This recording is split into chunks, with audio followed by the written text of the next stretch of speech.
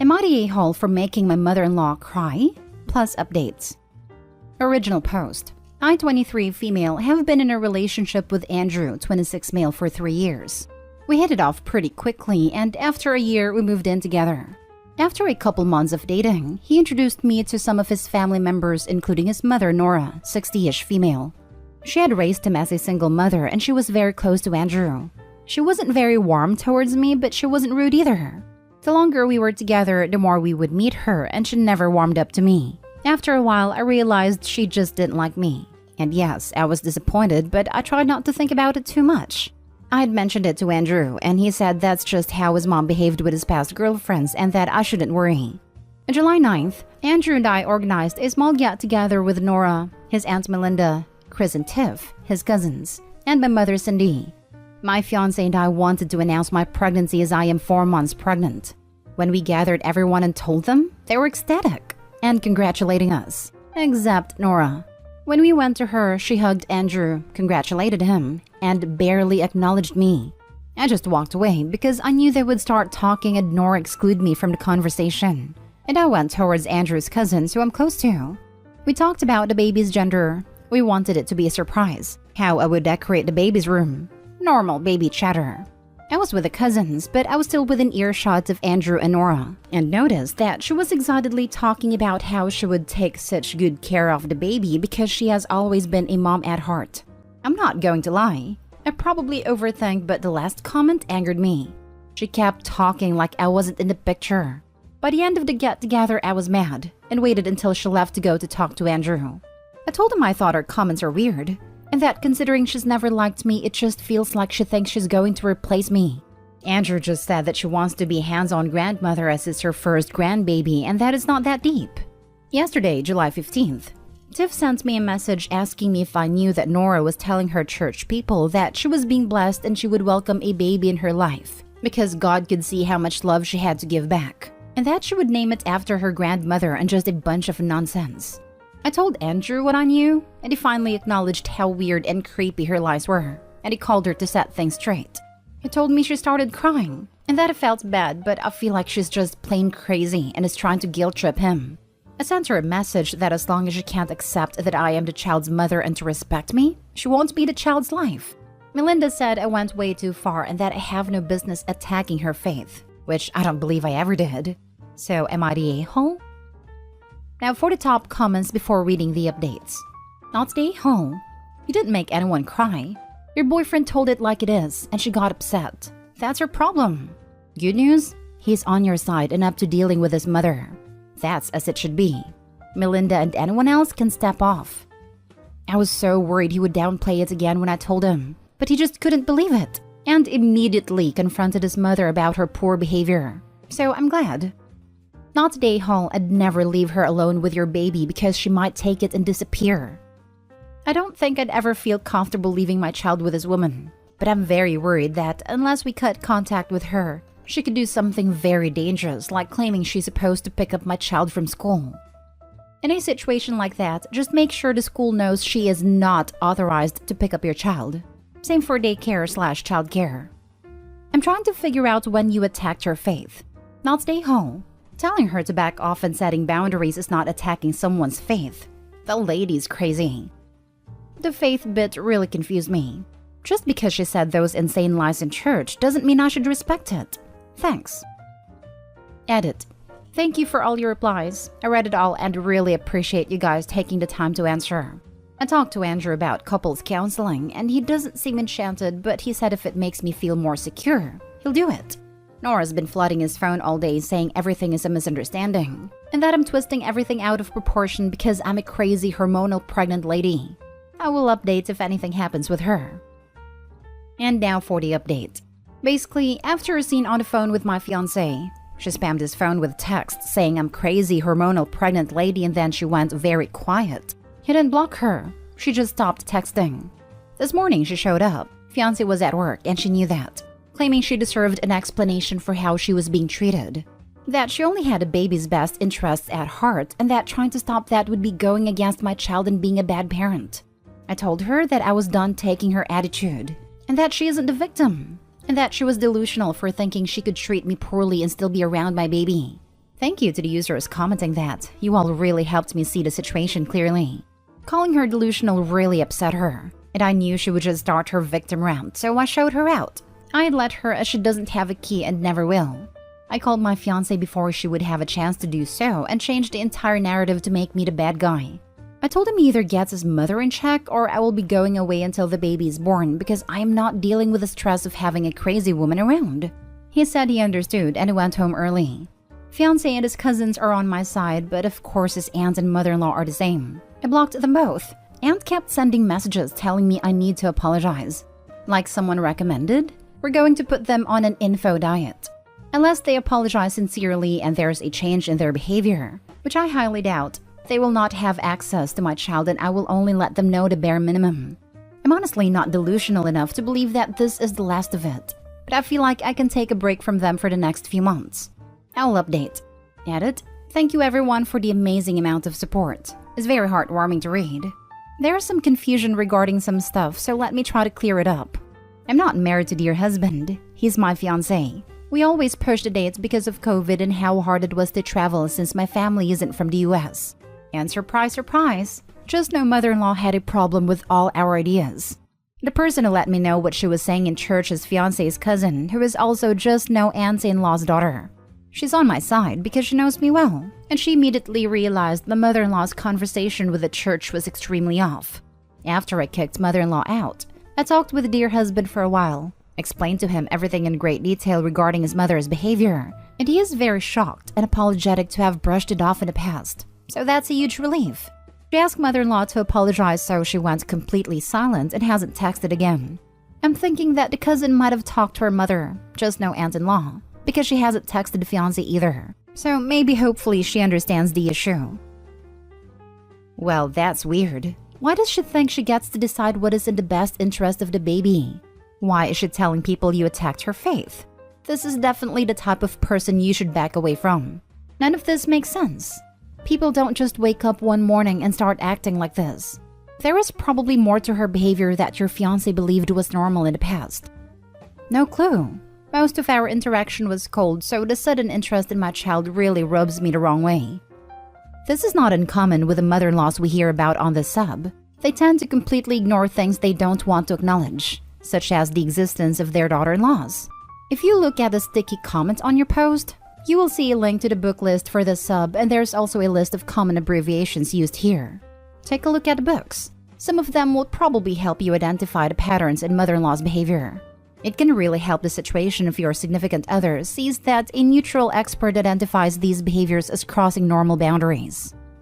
She is delusional. She immediately decided that she is raising your baby and you are not in the picture. She told her church family that God is giving her a baby. I assume through immaculate reception. She is demanding you apologize for existing? Yikes. I am so sorry. I would move in with family for the pregnancy or at least a few months. Significant other needs to agree to counseling because he doesn't think a mother that hates all his significant others and states she is going to raise your child, did she even mention him in this, is a problem, and you should just live your entire life fighting off his mom. He needs to understand that a dad and grandmother are optional equipment for little one while their actual mom isn't. If just no mother-in-law or his family sends flying monkeys, you can tell them something like, she told her family in church that God was providing a child for her to raise by herself. She was explicit that I would not be around my own child. I am not going to be close to someone who would prefer I don't exist. I would change your passwords everywhere. Tell the nurses your just no mother-in-law is a danger, and they need to watch out for her, and register as a private patient when you deliver. If you were my relative, I would be digging a moat for you, but check your zoning laws. Next story. Am I the a-hole for refusing to let my husband's mom nap in my room? My husband's mom moved in with us a week ago. The minute we were informed she was going to move in, temporarily till her house gets renovated, we've emptied a room specifically for her. It has everything: a bed with a frame, curtains, mounted TV, wardrobe, etc. She was thrilled with it and loved it a lot. Then one day I came home and found her in my bedroom sleeping and mine in my husband's bed. I was confused, but she told me she took a nap on the bed and lost track of time. Since then, she started talking about how she loved the nap there and started hinting wanting to take naps in the bedroom from now on. I kept ignoring her comments, till my husband sat me down and told me that his mom really liked and got used to napping in our bedroom, and we should just let her have her daily afternoon nap in the room. I said absolutely not, and we started debating. I told him his mom is being ridiculous because she has a whole room upstairs where she should nap. He got upset and said that I was making his mom feel uncomfortable and unwelcome with this attitude. I said no and refused to negotiate. He called me selfish and mean for saying no and preventing his mom from feeling comfortable at his house. But I reminded him that I pay full mortgage for the house, while he blows money over gadgets and consoles. He accused me of bringing old disagreements in this current conflict to use against him. I said no again, and that he should stop pushing because I need a room for when I get home feeling exhausted from working on my feet from 6 a.m. He's refusing to speak to me till I agree and let his mom have her nap in there. Am I the a-hole for choosing this hill to die on as he says? Am I being difficult? Now for the top comments. Not the a-hole. Why is she so obsessed with sleeping where you and her son copulate? This is the comment I was looking for. It's disgusting that she wants to lay in the bed where her son does it. Like I would have said that right away when they asked why she couldn't sleep in there. Because that's our space. That's where we do our thing. Crude as she may find it worded that way, it's still the truth. That is what I was coming here to say. Why in the world would she want to sleep in that bed, and why does husband not see how odd that is? Maybe Opie should just get crass with it and ask this exact question. Most valid one. Not stay home. Your problem is not with a mother-in-law. I think you already know that it's with your husband. He needs to support you in your dealings with his family, but instead of doing that, he is making the situation worse. You're already hosting his mother. She's lucky enough to have her own room when most people don't even have spare rooms. If there is a problem with her room, your husband needs to fix it so she is comfortable. But she cannot take over your room. Your room is private and off limits. Sometimes people show us who they are. Your husband is not only behaving destructively by refusing to support you and creating unnecessary drama, he's not speaking to you like he's in high school. He's being very immature. I don't likely recommend counseling because it's expensive and hard to find a good counselor, but he won't listen to you. So I think you need it at this point. Maybe a third party can get through to him. What he is doing is damaging your relationship. What I love most was these statements. Opie's husband, this is my house, what I say goes. Opie, I'm the one who pays the full mortgage while you blow your money. Opie's husband, stop bringing this up. Like he's the one who brought it up by claiming it's his house. Opie, tell your husband and his mother that if they can't respect your boundaries, then they both sleep in the spare room together, or they both can leave and go shack in a hotel until her house is fixed. This is creepy behavior from the mother, and your husband is showing you that he'll have his mother's side over you anytime there is argument. Do you have some sort of fancy bed or just a plain old mattress? If you have one of those memory foam or similar, I kind of understand why she would want to stay in there as her room's mattress is just a plain normal one. Still creepy though. Wonder if she sniffs the sheets to smell her son. Gross. Not stay home at all and do what everyone's saying by asking her why she wants to sleep where you and her son. Emphasize this part. Do it with his wife. Now for the last story. Am I the a-hole for smiling while my mother-in-law scolded my husband for poking my belly and saying it was like dough? I gave birth to our first child 3 weeks ago and my body hasn't snapped back yet. I definitely feel insecure about it, to the point where I won't even change in front of my husband anymore. Yesterday, I was laying down on him, and my top rode up so you could see my belly slightly. He stroked it and then poked it, and made a comment about how my belly was like dough. I know my reaction was irrational, but I burst into tears. My in-laws were there and my mother-in-law was furious with my husband, and she started scolding him for not being careful with his words. My husband tried to defend himself, but my mother-in-law kept telling him off. I started smiling and my husband got upset with me for being happy he was getting into trouble. Am I the a-hole? Not the a-hole. First of all, your reaction was not irrational at all. What your husband said was mean under any circumstances, but particularly given that you just gave birth. Second of all, you were not smiling because he was getting in trouble. You were smiling because someone was being kind to you and standing up for you. The fact that your husband's takeaway from this situation is being upset that he got in trouble rather than being apologetic for his comment suggests that he is immature and not a very good partner. I'm glad that your mother-in-law had your back. Also, Opie, you gave birth to a human. 3 weeks is nothing. And honestly, if your body's never exactly the same again, that's okay. You did something amazing. Take it easy on yourself. P.S. I've had 3 kids and been married 12 plus years, and my husband has never made a negative comment about my body. Your husband deserved more than a scolding. Exactly. I would have poked him back and said, I just had a baby. What's your excuse? It's nice to hear when mother-in-laws and daughter-in-laws get along very well, especially on this forum since it's quite the opposite. But am I the only one who would feel weirded out doing PDA stuff in front of the parents? It wasn't really PDA. I was trying to have a nap and that's the only way I can fall asleep. Not stay home. Mother-in-law loves you and doesn't like seeing you hurt. Your husband crossed the line even if it was a joke. This isn't a joke. It's, oh, they're upset. So I better label it as a joke so I can tell them to lighten up or stop being hysterical. I feel like it was more intended as a joke, but didn't go as planned. It's more of him just not thinking before he speaks. My dad does this kind of nonsense to my mom. He always tries to play it off as a joke or something he didn't quite think about. But it's pretty obvious after a while that they're not actually jokes. They're intentional slights. Seems like maybe the mother-in-law thinks he might be that kind of person. Am I the a-hole for returning my stepdaughter's birthday gift because she didn't save a cupcake for my daughter?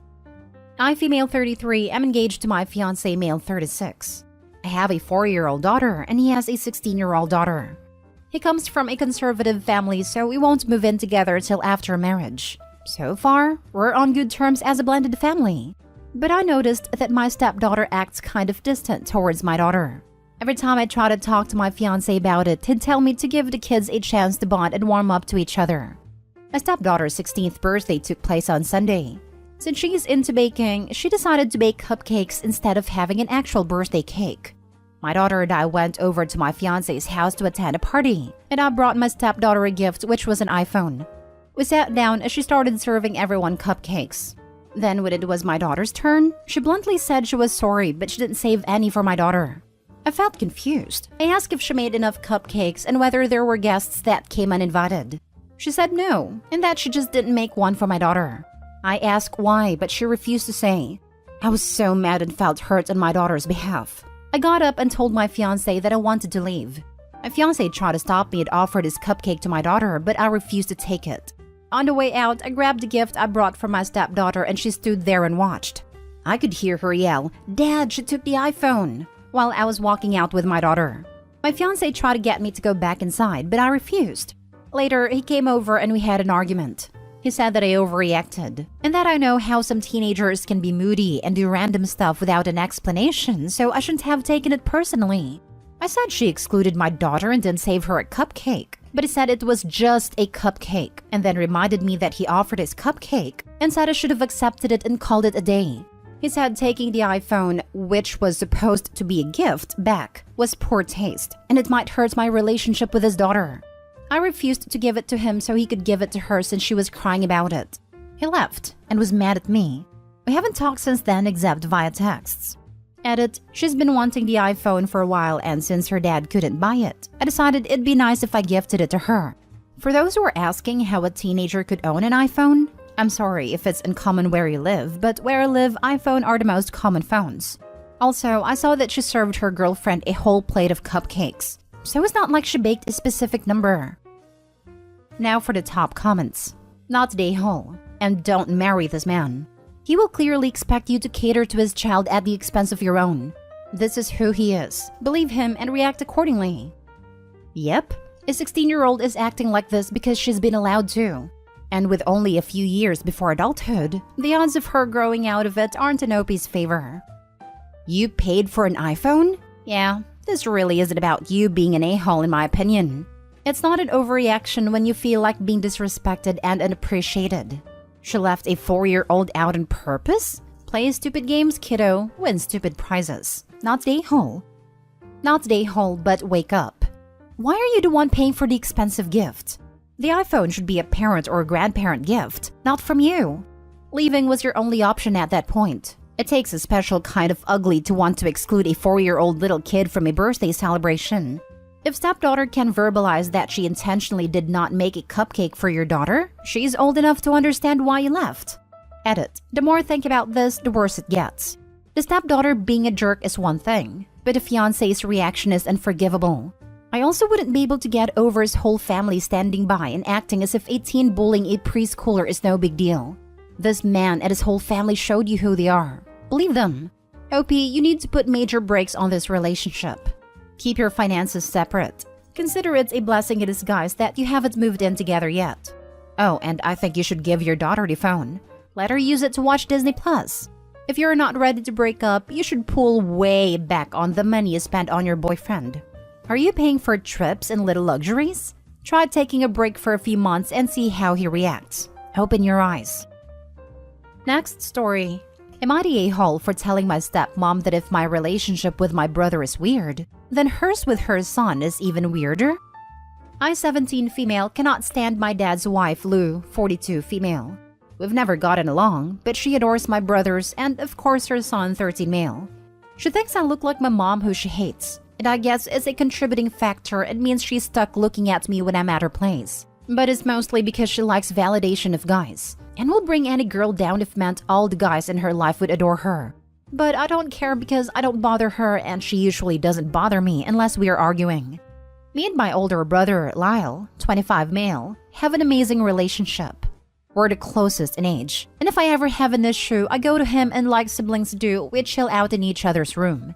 Lou hates this, and likes to barge in whenever she can to cause issues and it causes arguments, but this one was the last straw. Me and Lyle were watching America's Got Talent auditions on YouTube, and Lou came home from work. I heard her talking to my dad, and he said I was here with Lyle. She immediately blew up and flew up the stairs and started screaming at me, telling me that she's sick to death of having to say that I'm not allowed boys in my room no matter if it's my brother. And this angered me, so I asked what she was insinuating, and she says, "You're literally in love with Lyle. You're always hugging and hiding up here, you sick little hooper." So I stood up and started yelling back, getting in her face, and said, "Don't freaking sexualize me and my brother just because you're the weirdo who wants her son and stepsons to be in love with her." I left after that, and my mom and her side of the family agree I acted fine. But my dad now won't talk to me, and I feel full of guilt. Edit. Just to say, guys, my brother, he called her the American version of Rosemary West. He can't stand her either. He has my back fully. And to my other brothers, one is in the military and is never home but doesn't know her, and the other is just civil with her but is nice. And he is unaware of what happened. Not the a-hole. Stepmom sounds like those parents who find anything wrong just to complain. But info, why do you still go to your dad's house? It sounds like he doesn't defend you at all. You seem old enough to say in court that you don't want to live with your dad. Good question. Me and my dad have a good relationship, and when me and Lou argue, unless I was the one who caused the drama, he had my back. But it is true, I could go to the courts. And with everything, it's definitely something I'm gonna do once I find out how I can get the wheels rolling. Not the a-hole. This is disgusting behavior from people that are supposed to be parental figures to you. And speak with your mom about staying there full-time because you shouldn't live with those types of people.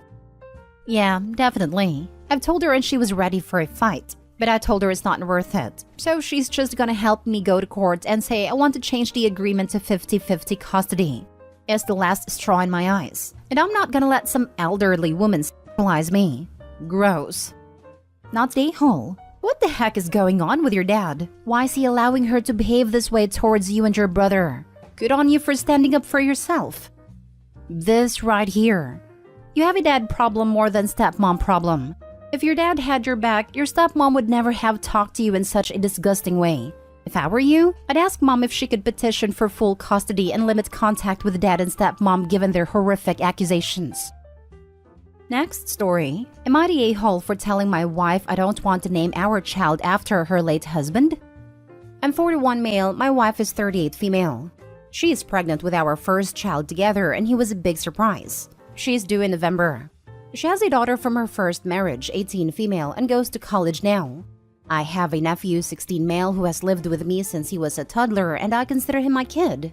My wife and I got married 8 years ago. Her first husband died 15 years ago. We are finally making a short list of baby names for boys, and my wife has her heart set on Thomas, her first husband's name. I don't want to name our child after a deceased person because I feel that is just so much baggage to put on a child. I don't want it as a first or even a middle name. I told her that I am fine with whatever name, as long as he is named after someone. Anyone. She likes other names too. Daniel, Chris, James. I like them all. I will love my son with any name. I just don't want to name him after her late first husband. We talked about it the other day and she told me all the reasons why she wants to name him Thomas. It will be her way of honoring him, of remembering him, it's a great name, etc. I think some of her reasons are super valid. I told her I really don't want our son to be named after her late husband. She said I am being insecure and jealous of a dead man. I said that is unfair to say. His picture is on the wall of our family pictures. We visit his grave together sometimes. His parents still come over to visit my wife sometimes. She still has her wedding ring from their wedding, though she doesn't wear it and wears a necklace he bought her. I'm okay with all of it. She said I am being a petty a-hole for not even wanting to use it as a middle name. Am I an a-hole here? Now for the top comments. Not a-hole. I'm a widow. Your wife didn't finish grieving her husband. She married you before she finished putting her first husband behind her. She's still grieving and hasn't moved on. This is why his picture is up. This is why she still wants to visit the grave. She isn't finished grieving the loss. It is a terrible idea to name him after her late husband. Your child will grow up with the baggage of being named after the man that was in mom's life before dad, you. She doesn't want to name him after you, but after her late husband. That tells me that she isn't over her late husband and you are playing a second fiddle to a ghost. The child will eventually ask how he got his name. It seems to me that she wishes her late husband was the father of her soon-to-be son and not you. It seems like you are standing for the late husband. She was 23 when her husband died. She still longs for the marriage that could have been, but it wasn't because of his early death. The name is her way of keeping her late husband alive. This is absolutely cruel to you as you are the boy dad, not the late husband. You have been married to your wife for longer than she was married to her first husband. So when does she put the first husband on the past as a distant fond memory? He is not in the past if she is visiting his grave and visiting with his parents. When my husband passed, our son was a teen. I know a lot of widowed people. After my mom passed, my dad's childhood sweetheart, she was always first. He visited her grave, etc. He had girlfriends as companions because he needed a sidekick. One girlfriend was desperate to marry. When he finally said that's not happening, she left. He stopped dating because he couldn't put someone else first as a partner. You have a bigger problem than the name of your child. Not a hole. And considering his memories included already in your family life, I don't think there's any jealousy. Not naming your kid after a dead person is perfectly sensible. Not naming your child after a partner's former partner is sensible. Yeah, definitely not the hole. She doesn't need to honor him by naming the child with her new husband after the old one. She needs to let go. She needs to know that the other things she's already doing are ways of remembering him. But she also needs to remember that if it weren't for his passing and then meeting you, that this baby would have never happened. The deceased husband will have no emotional or sentimental connection to your new baby. He'll be nothing to the child. Sorry. It would be weird for her to push him onto the future upbringing of your child. She's maybe feeling guilty for moving on and starting another family. Whatever's going on in her head, the baby and you are in the now. All the best, Opie. And she's robbing her daughter of being able to name her future children after her own father. I think it's really sad that your stepdaughter is going to have his sibling who isn't related to her own father, that your wife wants to have Carrie's name. Is the stepdaughter even on board with the name? Because I can see that souring her relationship with her mom if she's not. Now for the last story, am I the a-hole for responding to my step and half siblings the way I did? This is about me, 16 female, step-siblings 15 male and 14 female, and half-sister 7 female. So my dad died when I was 8. He and my mom were already separated at a time and she was already with her husband. I had never met him or his kids before, but his kids knew my mom. I struggled a lot with my dad being gone, and having these new people thrust into my life, with my mom's husband, then boyfriend, living with me, and trying to parent me. I struggled with her telling me I had siblings now. Then 3 days after I lost my dad, she told me she was pregnant. She and her husband were only together a few months by then, but she was pregnant. They were living together and then they decided to rush getting married so she could have his insurance. The whole thing was a lot. Early on, my step-siblings were really dismissive and mean about my dad. They'd tell me I was depressing everyone. They called me a baby because I wouldn't take off my dad's watch, which I have worn all the time since he died, for her wedding and the photos. Take into account she got married less than 2 months after he died. They would get mad when I would ask to have photos of my dad in the house. They told me he wasn't part of the family and that he'd be forgotten. I think my stepsister was copying her brother, but having both of them say mean stuff was a lot. I told my mom about it only after they told me their dad was adopting me. I got so upset. Mom told me she and her husband would take care of it. For a few years it stopped. It started again about 3 years ago, and it was because I wouldn't join them for a Father's Day thing at their dad's work. He took them and half-sister, but I said no to going. They told me I should be treating him like a dad. They taunted me that I didn't have one if I wouldn't let him be my dad. The last few months it's been worse, and my half-sister joins in. They have said how they're glad my dad is dead, and how I make everyone miserable so I don't deserve a dad. My stepbrother said my dad was dumb, that he was a freak and people like him didn't belong in the world. We got into a fight. My stepsister told me my dad's death was the best thing that would ever happen, and I then yelled out that I would feel the same way when their dad died, that maybe I should throw a party and celebrate when it happens because they deserve it, and I freaking hate them. My mom and her husband overheard, so crap hit the fan. They got in trouble for what they had been saying. So did I. My mom's husband was extra angry at me though. He told me how ungrateful I was, and how dare I speak like that to his kids, to hurt them like that, to wish that on them. And how dare I feel that way about him, when unlike his kids to my dad, he is actually my parents and my family, and I should not be comparing things at all. Am I the a-hole? Not the a-hole. The fact that he stood by while his kids said that to you? Unbelievable. It was only a matter of time before you blew up because of them. They should be so ashamed for being so insensitive. Just because your dad wasn't theirs does not give them the right nor audacity to tell you how to grieve a loving one. Your sister is slow for joining in, and they all need a reality check. He and I have had our own challenges. I know he's not super happy that I didn't want to be adopted by him and that I never started to call him dad or honor him for Father's Day. It really bothered him that I would still be happy to see photos of my dad in the house. Just lots of stuff. It's why I don't even say anything anymore about what they're doing. Mom can only do so much, but I think he kind of agrees with his kids, and should never divorce or convince him to do more. If anything, we'd all end up in therapy together, and we hate each other too much for that to ever do any good. It's such a mess. It's not your fault. He can't force you to like him or make you treat him like a dad, especially when he acts the way he does. I hope for your sake things get better. Thanks. I think it will eventually, but probably not until I'm out of my mom's house. Update. My daughter chose her stepdad to walk her down the aisle. Original post. I, 46 male, have one daughter, 26 female, whose mom ran off when she was 7 and came back when she was 15, claiming she wanted a relationship. She gave it a chance and apparently got really close to her new stepdad. Apparently, he's a really cool guy and likes similar things to her, like hockey, and also plays guitar, like my daughter. I initially thought that it was great she was bonding with her stepdad and her mom. Now she's getting married to her fiancé, 30 male, who she has been dating for 4 years. I pitched in for the wedding, as did her mom, upwards of $25,000. The day fast approaching, and she told me she has chosen her stepdad to walk her down the aisle, as they have really bonded over the past 11 years. I didn't say anything at the time, but I have already decided that I will not be going, as I won't be disrespected like this. If she wants to be a happy family with her mom who abandoned her for 8 years, go for it, but count me out. It wasn't either of them who went to all her hockey games. It wasn't them who paid for her tutoring for exams. It wasn't them who went through the financial hardship of working 3 jobs until she was 17 to support both of us. And it wasn't them who was here when she got her milestones. It was me. I won't be telling her I'm not coming. I just won't show. Now for the comments before reading the update.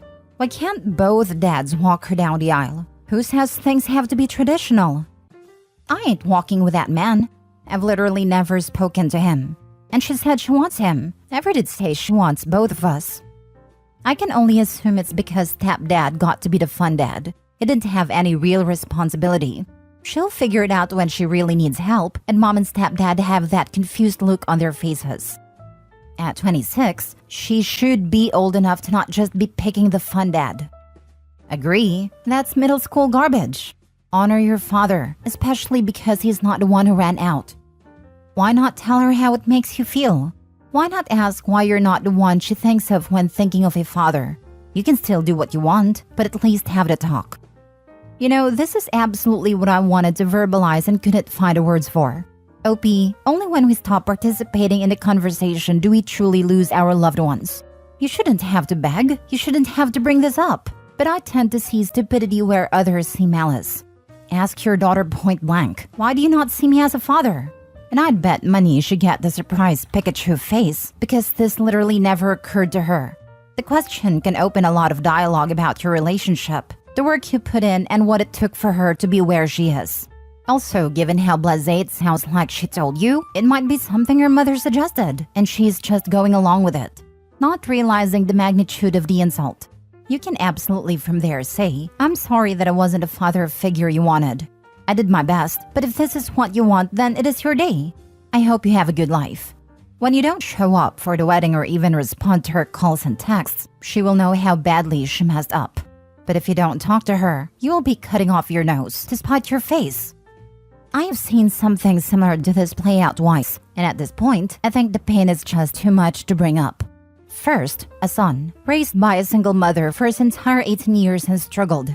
She was mildly crazy, but damn if she didn't do her best.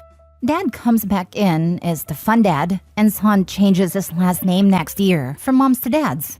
Second, a daughter raised by her grandmother also for all 18 years, but mom comes back into the picture after 18 years of on-and-off heroin use, and suddenly grandma's off her rocker, and she prefers to hang out with mom. Neither parent brought it up, and I just don't think either of them could bring themselves to do it. I'd send her this post. It tells her how you feel and how I'm sure a lot of people agree with your sentiment, especially since you helped $25K for the wedding.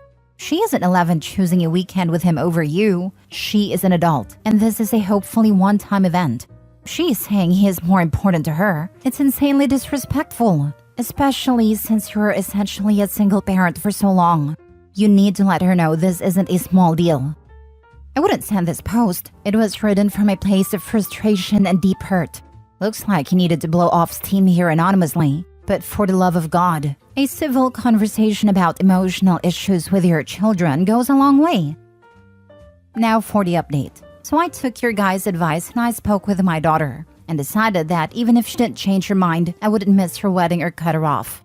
I spoke to her and let her know that what she's choosing to do hurt me, and that if she still wants her stepdad to walk her down the aisle, that is her choice. I won't be there, but will still be supporting her.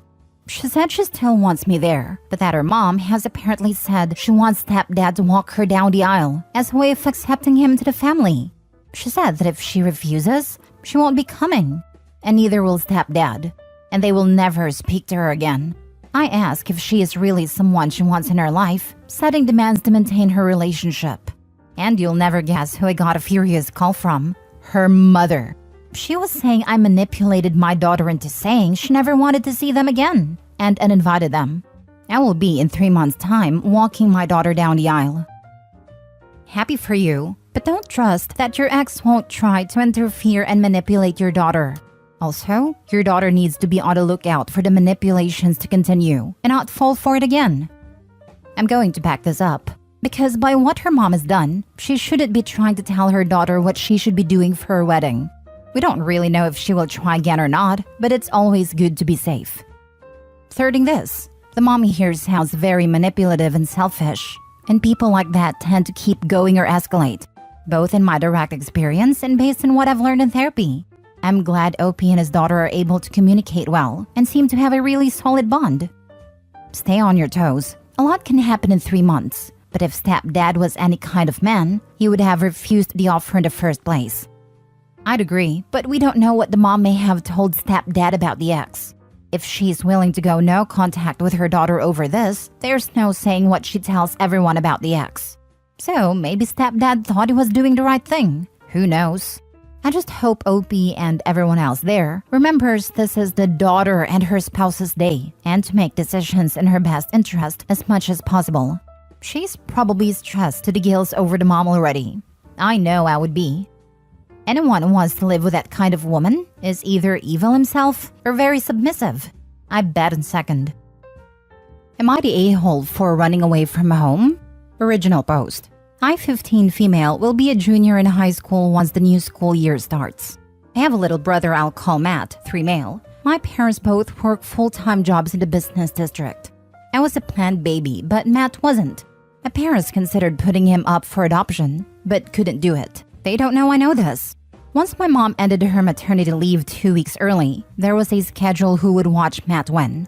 Mom leaves for work at 4:30 a.m., waking me up on the way. I watch Matt until I need to go to school at 7, and by that time my dad is up and takes over. I get home from school at 3:45 p.m., and my dad leaves for his work at no later than 4 p.m. I watch him till my mom gets home at 6 p.m. For the first year, that's how it went, and I was fine with that. Now, my mom has shifted her hours to work later, so I watch Matt till he sleeps, and I can't sleep till my mom gets home, which is usually 10 to 11 at night. On top of that, I do anything that needs doing at home. I'm in AP classes, and have my homework to do as well. Matt's not very well behaved, as he's had health issues since birth that caused him discomfort. He's a toddler, and I get that, but his tantrums and general demeanor make it hard for me to get things done. The two things that tore me down most happened a week before school ended back in May. I managed to talk to my mom and ask her if we could please hire a sitter to look after Matt. I want to take on some extracurriculars. Her response was they didn't need to waste money on that because they had me. 2 days later, my mom got home at 5 p.m., which early for her, and after eating dinner, told me to ask the school if I could shorten my class load next year in order to spend more time at home, since my dad also apparently wants to shift his hours. I told her no, and she got mad saying I needed to be more understanding and accepting. I had enough and blew up. I can't remember what all was said, but I do remember yelling that I wasn't my little brother's parent. Stormed to my room, stuffed some things in my backpack, and left while my mom was distracted by my brother. I'm safe. I called my grandmother and explained what was going on.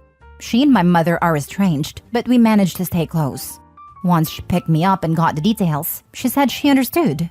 My parents blew up my phone, demanding I come home and telling me I should be ashamed of acting this way.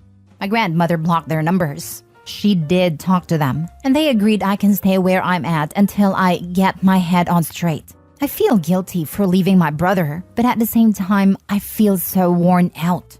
Other family weighed in, and while most are on my side, others say I need to accept my duties to the family and suck it up. I'm conflicted and don't know what to do. Am I the a-hole for running away? Not the a-hole.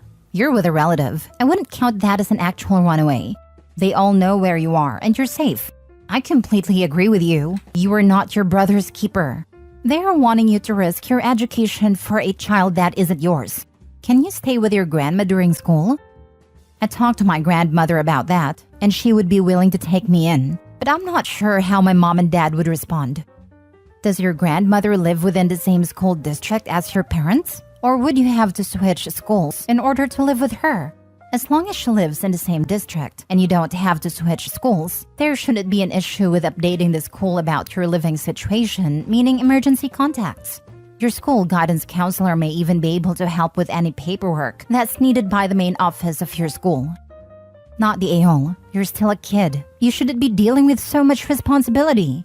You didn't sign up to be their unpaid babysitter.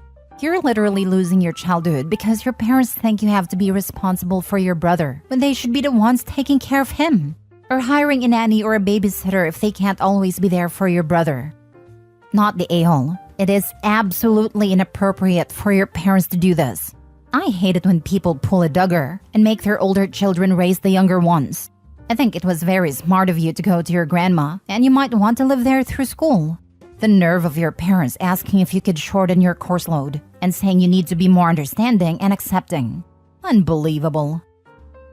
Now for the first update. Thank you to everyone who left comments. I feel more confident in my decision now. A couple of people said I needed to talk to my parents about a sitter or boundaries. I've tried before the last time, and they either brushed me off or said things like, "That costs so much money," and "But you do such a good job," and "You're the big sister. It's your duty to watch him." I looked up parentification since I'd never heard it before, and all the boxes were ticked. I had no idea. My grandmother is talking to an attorney and wants to set up an arrangement that will let me stay with her my last 2 years of high school. After I graduate, I plan to go to college in another state. Thank you again for your kind words. If something major happens, I'll let you all know. Best wishes to you and your brother. He's the most innocent of all in this mess. And I'm glad your grandma is there to look after you. If your parents try to cause problems, call CPS on them. Parentification is abuse, and is their child, not yours. I am sorry for your brother, but best of luck to you. You're doing the best to protect yourself. Second update. It's been a few weeks, but quite a bit has happened. I'll try my best to keep this concise. Once again, thank you for all your comments and support. That meant a lot to myself and my grandmother, who says hello. Firstly, my father managed to find my post despite my efforts. I told my mother about it, and they proceeded to blast me to the members of my extended family via social media, saying I made them look bad. She deleted the post a few hours later, according to my cousins who support me. A few days later, during a meeting between my parents and myself, my grandmother and our lawyer, my father, apologized to me, and I felt it was sincere. As for my mother, she was silently fuming. Matt was at their house with one of my aunts. They agreed, with great reluctance on my mother's end, to give my grandmother full custody of me of my remaining 3 years as a minor. The next day, my grandmother and some of my supportive family members helped me get what I had for belongings out of my parents' house. I didn't feel true relief until that moment. Now, I'm trying to enjoy my summer.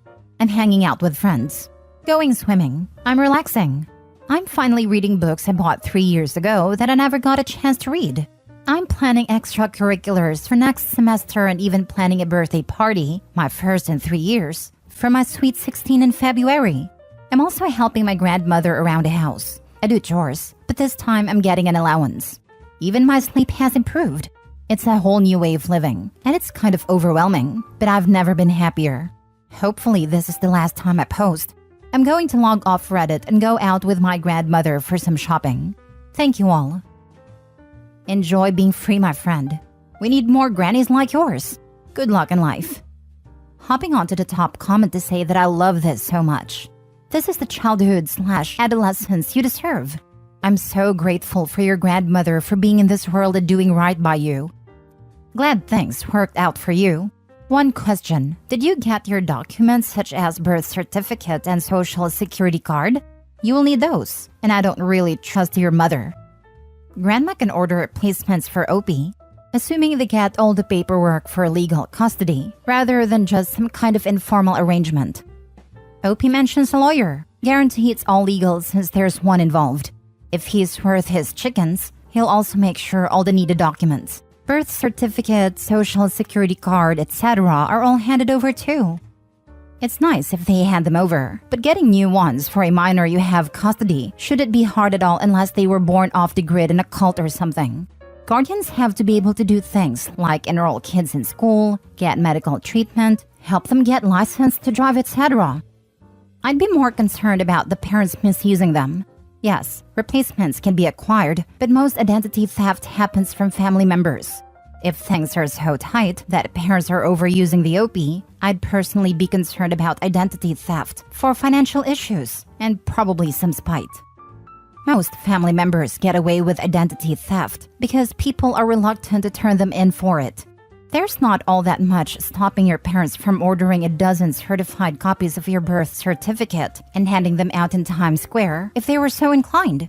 Most localities don't restrict parents from getting them regardless of the state of the relationship. All most people can realistically do is monitor their credit and dispute it if anything happens. There's a way to get your social security number changed if you end up being a repeat victim, but I've heard it's a really high bar.